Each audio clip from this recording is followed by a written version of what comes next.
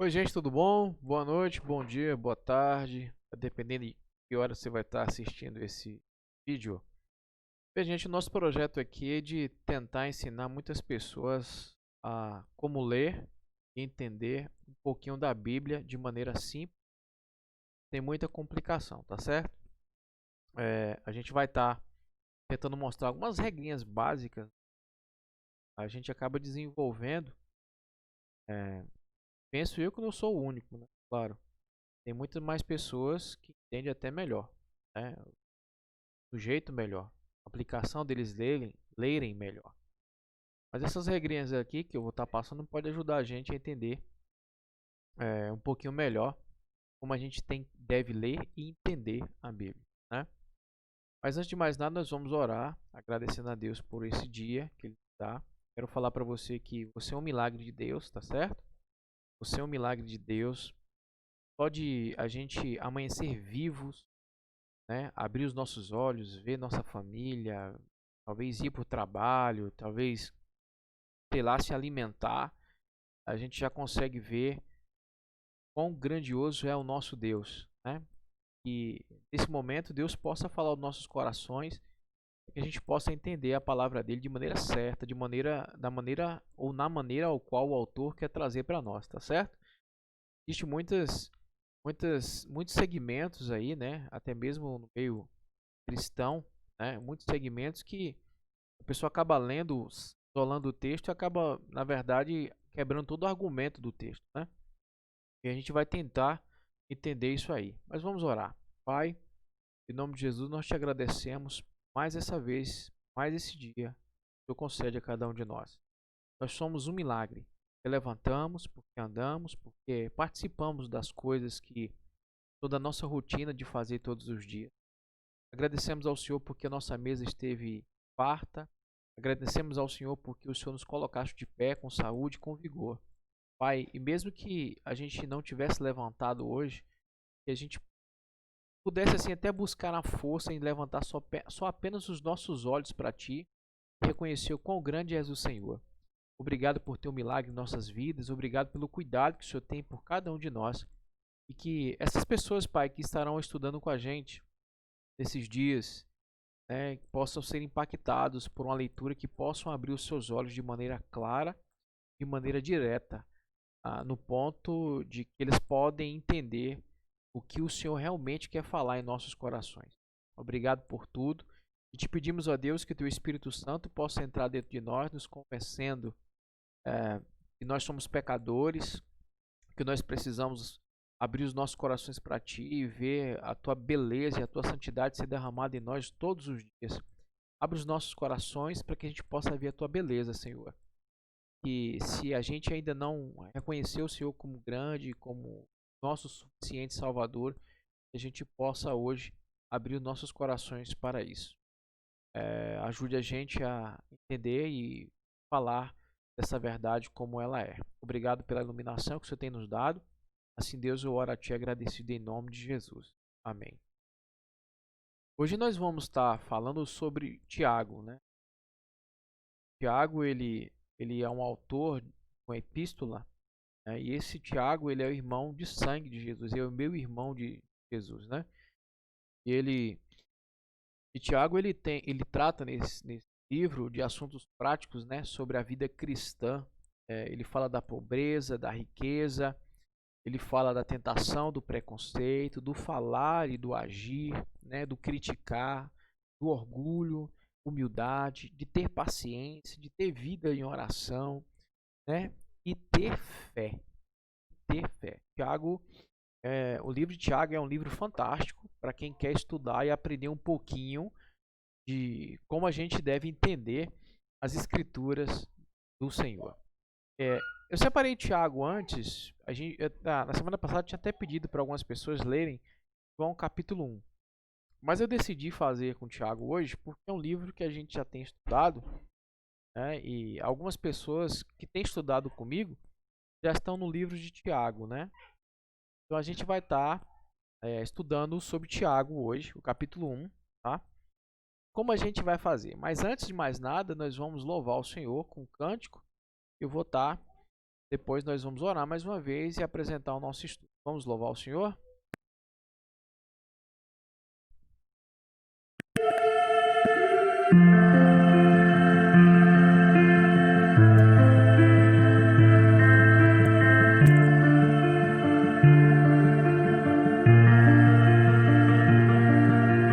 Luto contra as vozes que me dizem que eu não sou capaz.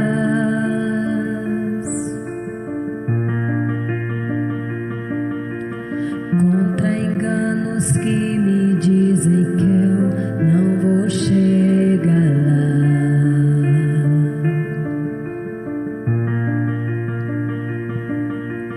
Meus altos e baixos nunca vão medir o meu valor.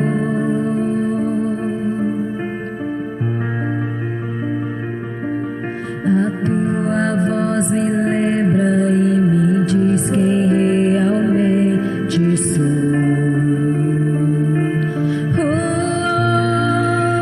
Descamado sou, sei que eu me sinto assim. Diz que forte sou quando há fraqueza em mim, e que seguro estou se frágil me sentir. Que não estou só, pois eu pertenço a ti. Eu creio sim no que diz sobre mim.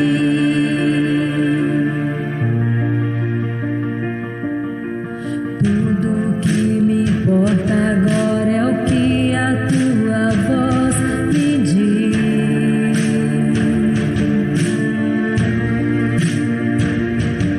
A minha identidade e o valor só encontro em ti.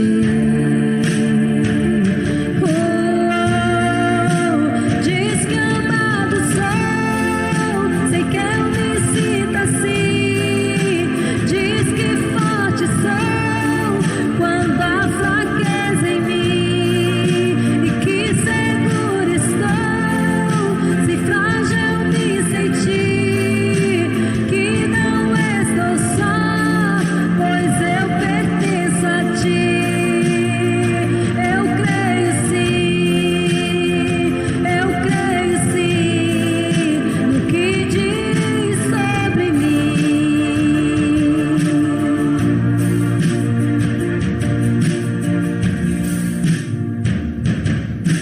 Tudo que eu tenho rendo aos teus pés, a mais ninguém.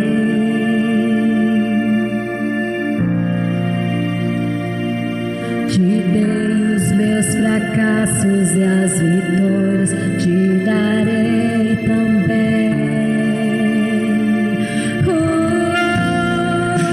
Descamado sou, sei que eu me sinto assim.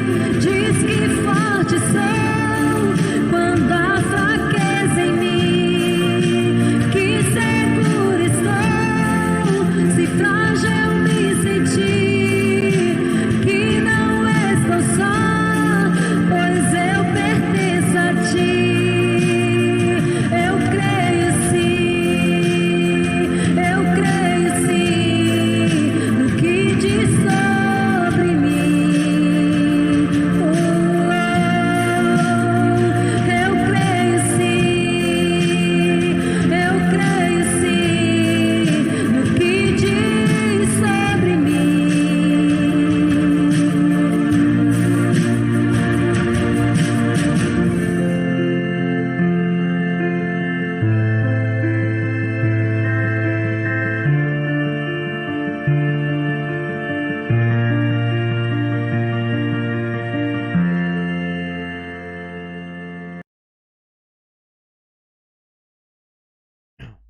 Aí, bom é louvar o Senhor, tá certo? Agora nós vamos dar continuidade ao nosso estudo. Eu queria contar com sua atenção. Pegue caneta, pegue lápis, pegue um caderno ou anote no celular algumas regras básicas que a gente vai estar trazendo para você. Eu quero deixar claro também que a gente não vai estar fazendo nada aprofundado demais, tá? Eu não vou entrar no sistema exegético da coisa, mas de maneira simples, ela vai nos ajudar a entender, né, o que o texto quer dizer. Nós podemos tirar um tema da leitura do texto e esse tema pode ser talvez até a sua ideia, a grande ideia do que o autor quer trazer a respeito do texto. A gente não vai ler o texto que você vai ler é Tiago, capítulo 1. Até mesmo você, meus alunos que estiveram comigo há dias atrás e já lemos. Então a gente pode ir aprofundar mais a respeito do texto, entender mais a respeito do texto. Se você teve alguma dificuldade de achar a conversa, a mudança de fala, que a gente chama de perícope, né?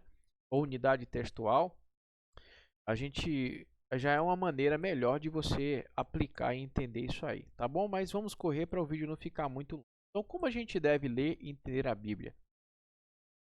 Uma das primeiras regras que a gente tem que ter é não ter pressa. A gente não pode ter pressa ao ler a palavra de Deus. Por exemplo, tem gente que empenha em ler a palavra de Deus em um ano.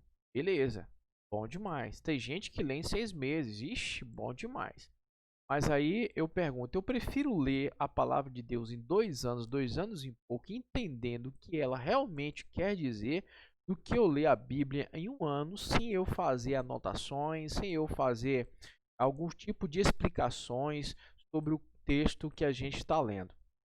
Então, uma das regras é a gente ter paciência, certo? Ter paciência. Tendo paciência, a gente vai ler várias vezes essa palavra. A gente vai ler várias vezes o capítulo que eu estou lendo, estudando. Por exemplo, eu coloquei como mínimo, na verdade, 5 vezes a leitura do texto, caso o capítulo que a gente vai estar lendo. Por exemplo, em Tiago, capítulo 1, a gente vai ler esse texto 5 vezes. Se 5 vezes não foi suficiente para mim entender o texto, eu leio 6. Se não foi suficiente, leio 7, 8, 9, 10 e assim vai. Até chegar o ponto de ser suficiente. Aí eu pergunto, aliás, aí você me pergunta, eu vou fazer essa leitura 10 vezes no dia? Não, você pode fazer 10 vezes em 3 dias, 10 vezes em 4 dias, 10 vezes em 5 dias. Tá bom? O importante é que você medite. Medite na palavra. É isso que é importante. Quando o Senhor manda a gente meditar na palavra de dia e de noite, é isso. É a gente pegar o texto e a gente ler esse texto várias vezes, tentar extrair uma ideia do que o texto quer trazer para mim. Tá certo? A segunda regra principal que eu acho é que a gente nunca deve isolar o versículo. Por quê? Porque isso pode quebrar o argumento do autor, ele pode quebrar a fala do autor. A gente vê muitas pessoas isolando o texto, certo? Isolando o texto para talvez dar uma resposta às suas orações ou dar uma resposta do que você precisa falar para alguém. Irmão, não isole o texto, porque se você isolar o texto, você está quebrando todo o argumento do autor. E geralmente, se você isola o texto, ele vai trazer a palavra a meu favor. E isso é um erro. Porque é um erro, na verdade. Porque eu tenho que pegar o contexto inteiro e tentar aprender com o contexto inteiro e aplicar na minha vida esse contexto. Aí sim eu posso dizer que Deus está falando comigo. Não isole o versículo e você quebra todo o argumento do autor. A terceira regra básica que a gente está dando, que eu acho que até é complexa um pouco, mas a gente pode pegar esse mesmo texto e dividir em 3 partes. O texto que você leu 10 vezes, 5 vezes, não sei. Talvez você leu uma vez e entendeu, beleza. Mas eu recomendo, mesmo você entendendo, leia leia até 5 vezes, mesmo você entendendo o texto. Então você vai pegar esse texto e vai dividir em 3 partes, né? Em toda conversa ela tem começo, ela tem meio e tem fim, ok? Então a gente vai aprender como a gente vai destacar o começo, a gente vai destacar o meio, a gente vai destacar o fim. Entendendo onde é o meio, olha só, olha essa dica. Entendendo onde é o meio, você será capaz de entender, de achar onde é o começo, consequentemente, onde é o fim. Você entender onde é o meio.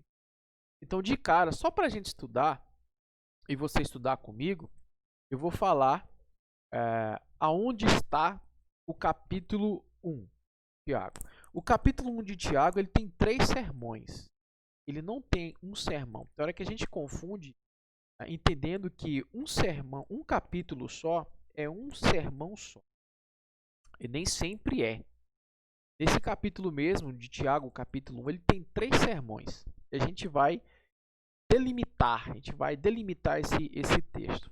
Antes de mais nada, eu quero dizer para você que a primeira leitura, a primeira fala, onde você vai tirar a ideia ou o tema dessa leitura, está do versículo. Você pode pegar até incluir o versículo 1, mesmo com a saudação.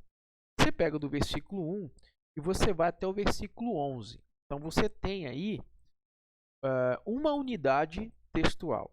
Aí é como se fosse um sermão, certo? É uma fala que o autor está trazendo para nós. E o que ele está trazendo? Vamos delimitar o texto em 3 partes. Começo, meio e fim. Eu vou estar ensinando esse e no segundo capítulo a gente vai estar fazendo, vou tentar e vou deixar para vocês fazerem. E nos comentários aqui vocês podem descrever aonde vocês acharam mudança de conversa, mudança de tempo, mudança de lugar, tá certo? Isso tudo nos ensina algumas coisas a respeito onde termina a fala. Por exemplo, eu vou dar as dicas, vou dar as chaves para vocês hoje, tá? E semana que vem, na quarta-feira que vem, a gente pode postar outro vídeo, tá certo? Eu queria a resposta de vocês para que a gente possa ir aprofundando mais, tá certo? Então, vocês vão ler o capítulo 1, versículo... Eu vou estar dando a chave, do versículo 1 até o versículo 11. Aqui chama-se de unidade textual, certo? E nessa unidade textual, você vai delimitar esse texto, dividindo em começo, meio e fim. Eu já vou dar as chaves para vocês. Então, onde é que está o começo? Eu vou ler o texto inteiro e saber aonde há uma variação de fala, certo? Onde é o sentido, ela muda, porém, dentro do contexto, certo? Dentro do contexto. Por exemplo, vou ler do versículo 2. Meus amados irmãos, tende por motivo de toda alegria passarem por várias provações, sabendo que a provação da vossa fé, uma vez confirmada, produz perseverança. Ora, a perseverança deve ter ação completa, para que sejais perfeitos, íntegros e em nada deficientes.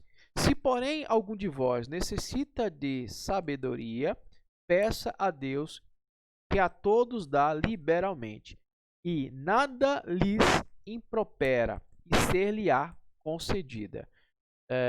Peça, porém, com fé, em nada duvidando, pois o que duvida é semelhante à onda do mar, impelida e agitada pelo vento. Não suponha esse homem que alcançará do Senhor alguma coisa. Homem de ânimo dobre, inconstante em todos os seus caminhos.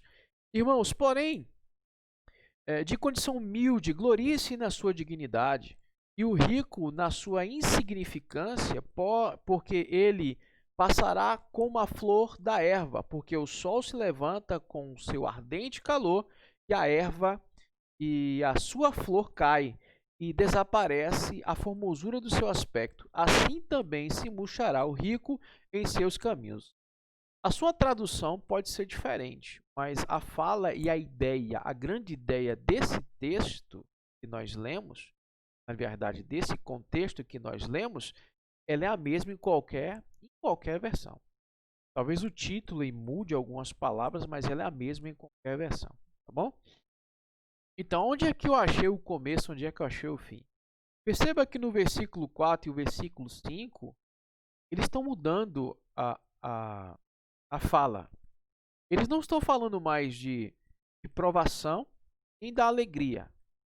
Eles passaram a falar do quê? Eles passaram a falar da sabedoria e da inconstância do ser humano, né? Ou a dúvida, que é inconstante, né? A inconstância do ser humano. Então a fala mudou aí literalmente. Então do versículo 1 até o versículo 4 eu tenho o começo. E do versículo 5 até o versículo 8 eu tenho o meio. Perceba que no versículo 9, que aqui no versículo 8 está falando de sabedoria e da inconstância, que o homem que tem o ânimo dobre, ele mudou o argumento, mudou a fala, certo? Ele delimitou esse contexto aí. Aí o que acontece? No versículo 11, ele começa a falar da condição humilde daquele que é pobre e daquele que é rico. Então, vocês perceberam que houve uma mudança de conversa. Porém, essas três mudanças de conversa, ela pertence ao mesmo contexto, certo? Outra regra que a gente pode ter depois da leitura é entender o seguinte: na leitura do texto, eu separe as palavras que mais se repetem, certo? Eu posso separar as palavras que mais se repetem e também, no segundo subtópico, as palavras que mais me chamam a atenção. Por exemplo, quais são as palavras que mais se repetem nesse capítulo, nesse contexto? Então, eu vou olhar do contexto onde eu separei, né? Eu delimitei a fala, e eu vou ver aonde ela mais se repete, tá certo? Então, eu percebo que provações, ela se repete, perseverança, ela se repete, peça a Deus se repete, dúvida, ela se repete, né? Dúvida ou ânimo dobre também dá a mesma coisa, que é a mudança de clima, né? Mudança de sentimento, né? Pode ser dúvida também. E outra palavra que pode ter se repetido muitas vezes foi, nesse caso aqui, no versículo 11, não houve repetições de palavra, mas houve palavras que me chamassem ou despertassem a atenção. Voltando para o início aqui, eu posso dizer que sabedoria é uma palavra que me chama a atenção, liberalmente é uma palavra que me chama a atenção, né? Ânimo dobre é uma palavra que me chama a atenção. Outra palavra que me chama atenção é produz me chama atenção, humildade me chama atenção, condição, dignidade me chama atenção, significância me chama atenção, levanta me chama atenção, rico me chama atenção. Então você está entendendo que para a gente achar uma ideia, eu não vou ainda dizer que é a ideia central, mas é uma ideia que pode te orientar a você entender que o texto realmente quer trazer para a gente. Ele pode trazer isso e dar.